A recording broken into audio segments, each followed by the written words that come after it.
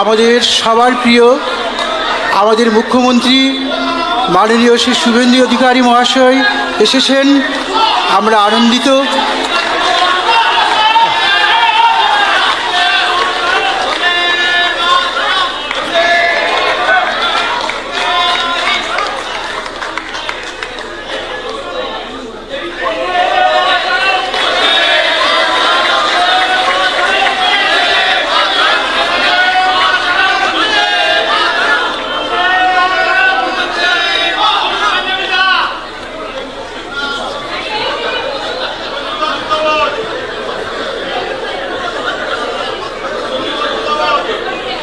পশ্চিমবঙ্গের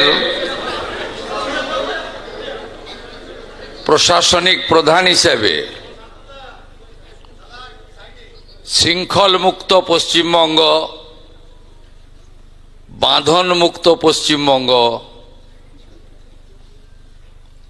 যেখানে সংবিধানের প্রতিটি স্তম্ভ সুরক্ষিত, সেই পশ্চিমবঙ্গে সবার আসার সুযোগ রয়েছে, সবার কথা বলার বাক স্বাধীনতা রয়েছে এবং আজকে অত্যন্ত প্রিয় সম্মানীয়া লেখিকা তসলিমা নাসরিন মহোদয়া এই বঙ্গভূমিতে গতকাল পদার্পণ করেছেন, আজকে কর্মসূচি করছেন। এটার মধ্য দিয়ে প্রমাণিত হয়েছে নতুন সরকারের হাতে এই বাংলার গণতন্ত্র, সংবিধান, বাক স্বাধীনতা, মৌলিক অধিকার সুরক্ষিত। এখানে কোনোভাবে ধমক চমক, দেখে নেব, আটকে দেব, এসব জিনিস অতীত হয়ে গেছে। উনি আসছেন শুনে আমি এখানে আমন্ত্রিত নই।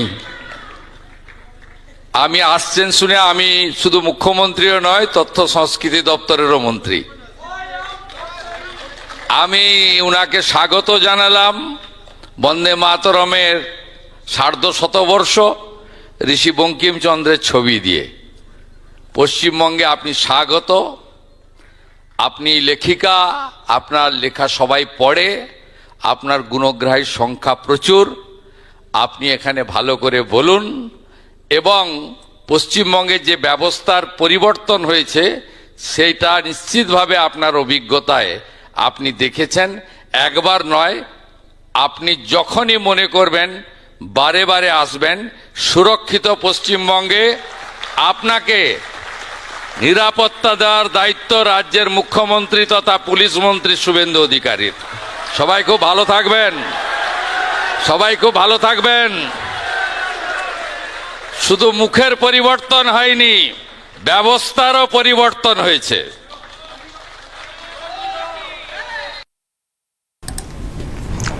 শুধু মুখের পরিবর্তন হয়নি, ব্যবস্থারও পরিবর্তন হয়েছে, অবস্থারও পরিবর্তন হয়েছে।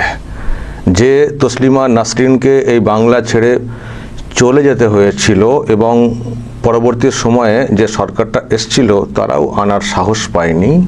উনি আসতে চেয়েছিলেন কিন্তু না, ওনাকে আনা মানে ভোট ব্যাংকে ধস নামতে পারে, মুসলিম লোকেরা রেগে যেতে পারেন, ফলে না, অ্যালাউ করা হবে না। তো বাম সরকারের পতন হয়েছে, টিএমসি সরকারের পতন হয়েছে, বিজেপি সরকার এসছে, মুখ্যমন্ত্রী চেঞ্জ হয়েছেন, মুখ্যমন্ত্রীর মুখের পরিবর্তন হয়েছে, মানে শুভেন্দু অধিকারী নতুন মুখ্যমন্ত্রী হয়েছেন। অবস্থার পরিবর্তন ঘটে গেছে, ব্যবস্থার পরিবর্তন ঘটে গেছে। সেই তসলিমা নাসরিন হাসতে হাসতে কলকাতায় এসেছেন এবং তার আশাকে শঙ্খধ্বনি দিয়ে ওয়েলকাম করা হয়েছে।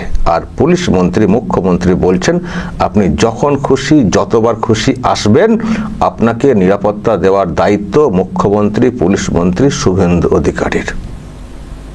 উনিও হাসছেন, সত্যি এই পরিবেশ দেখছেন। যে তসলিমা থাকার জন্যে কলকাতায় আগুন জ্বলতো, কত কিছু হতো, কাল থেকে তসলিমা নাসরিন কলকাতায় আছেন, কোনো টু শব্দ নেই, কিছুই কোথাও কোনো হুঙ্কার নেই। আজকে রবীন্দ্র সদন চত্বর কলকাতা, সেখানে প্রোগ্রাম হচ্ছে, সাহিত্য জগতের প্রচুর লোকজন ওখানে এসছেন। মুখ্যমন্ত্রী যেটা বললেন যে আমি আমন্ত্রিত না, উনি এসছেন, লেখিকা আমি জাস্ট করে গেলাম।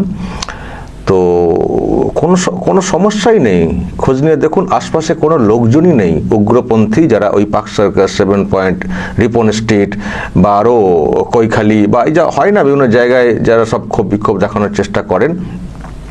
কিন্তু গতকাল থেকে ওই এয়ারপোর্ট থেকে তাজ বেঙ্গল, রবীন্দ্র সদন, কারো কোথাও কোনো পাত্তা নেই, কোথাও কোনো পাত্তা নেই। শুধু সরকারটার পরিবর্তনের জের, পরিবর্তন হয়ে গেছে, সব ঠান্ডা হয়ে গেছে, সব ঠান্ডা হয়ে গেছে। মুখ্যমন্ত্রী পরিষ্কার বললেন, আপনারা শুনলেন, ওই চমক ধমক দেখে নেব, এই করব, ওইসব অতীত, ওইসব অতীত, আর ওইসব হবে না।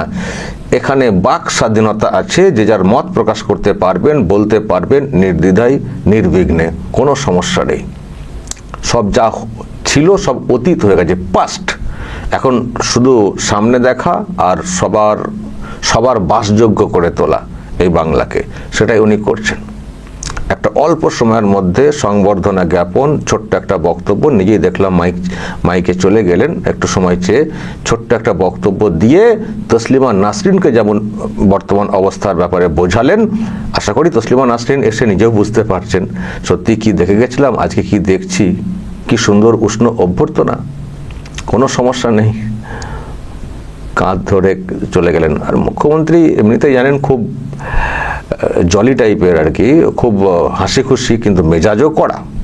যখন মানে কড়া মেজাজ যেখানে দেখানো সেখানে কড়া মেজাজও দেখান, যেখানে চোখ দেখানোর চোখও দেখান, যেখানে কিছু বলার থাকে কড়া ভাষায় বলেন, আর যেখানে অ্যাকশন নেওয়ার থাকে সেখানে নেন।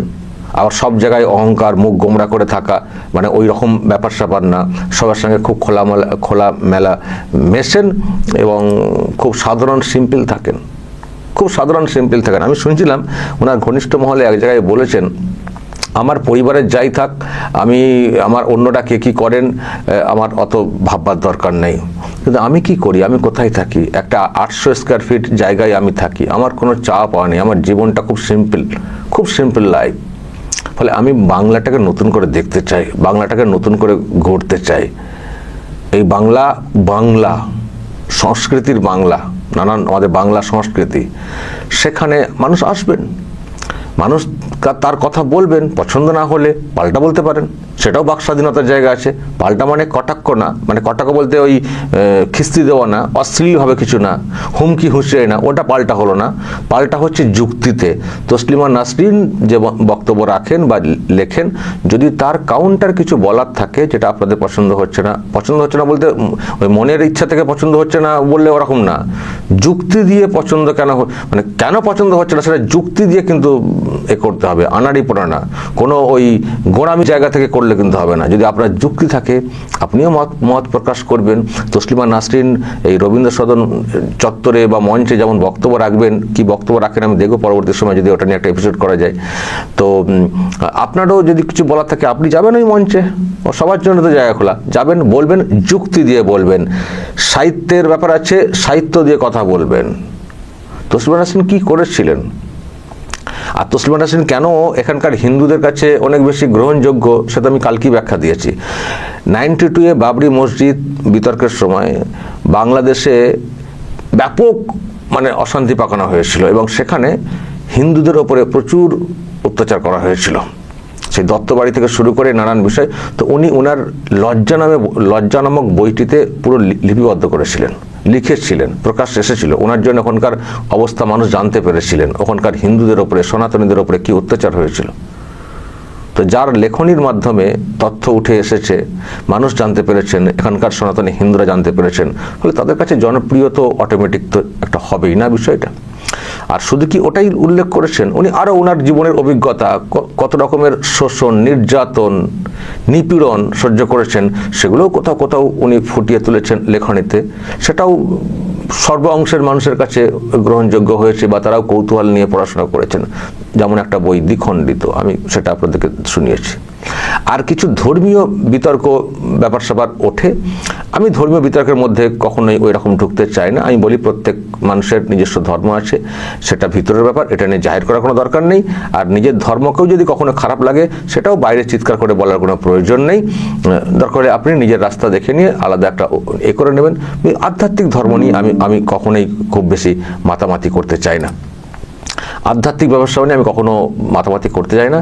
মানব ধর্ম, ওনাকে যেভাবে বাধা দেওয়া হচ্ছিল, যেভাবে ওনাকে তাড়ানো হচ্ছিল, যেভাবে ওনার বাক স্বাধীনতাকে হরণ করার চেষ্টা হয়েছিল, যেমনটা বাংলাদেশে হয়েছে, এবার বাংলাতে কেন সেটা হবে?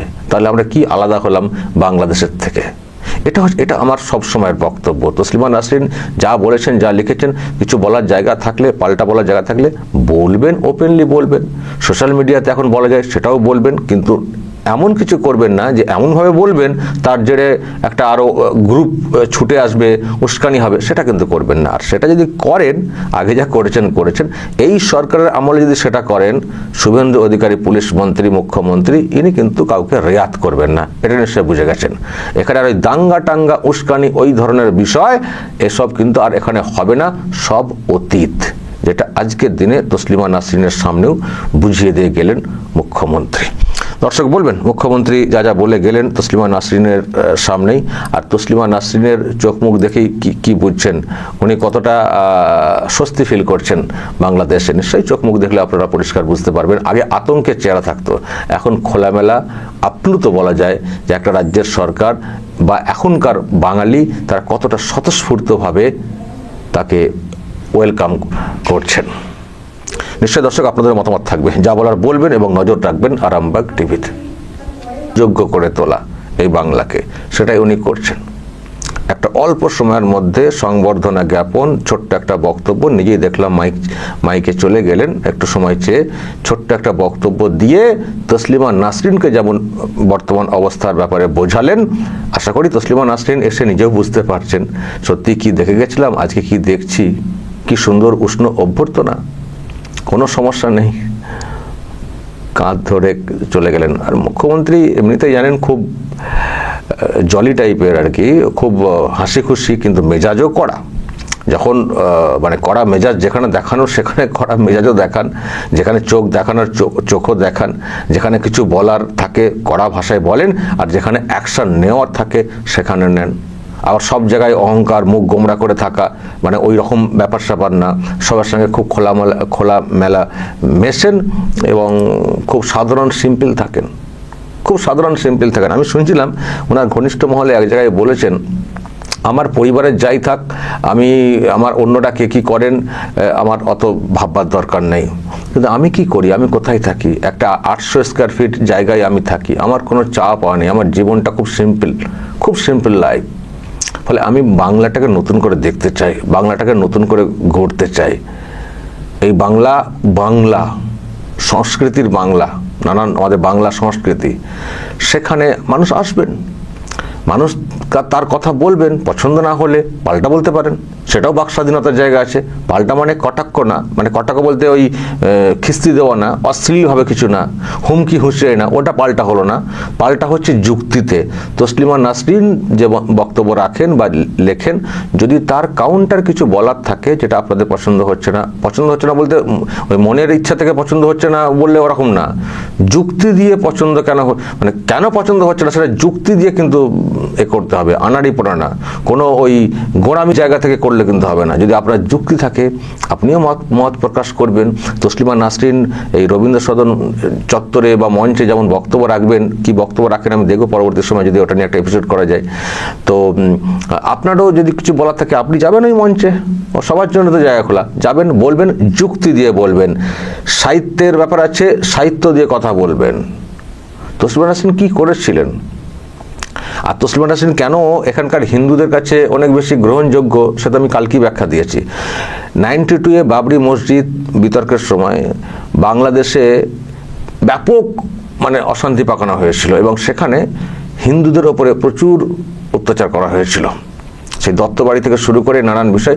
তো উনি ওনার লজ্জা নামক বইটিতে পুরো লিপিবদ্ধ করেছিলেন, লিখেছিলেন, প্রকাশ এসেছিল। ওনার জন্য ওখানকার অবস্থা মানুষ জানতে পেরেছিলেন, ওখানকার হিন্দুদের ওপরে, সনাতনীদের ওপরে কি অত্যাচার হয়েছিল। তো যার লেখনির মাধ্যমে তথ্য উঠে এসেছে, মানুষ জানতে পেরেছেন, এখানকার সনাতনী হিন্দুরা জানতে পেরেছেন, ফলে তাদের কাছে জনপ্রিয় তো অটোমেটিক তো একটা হবেই না বিষয়টা।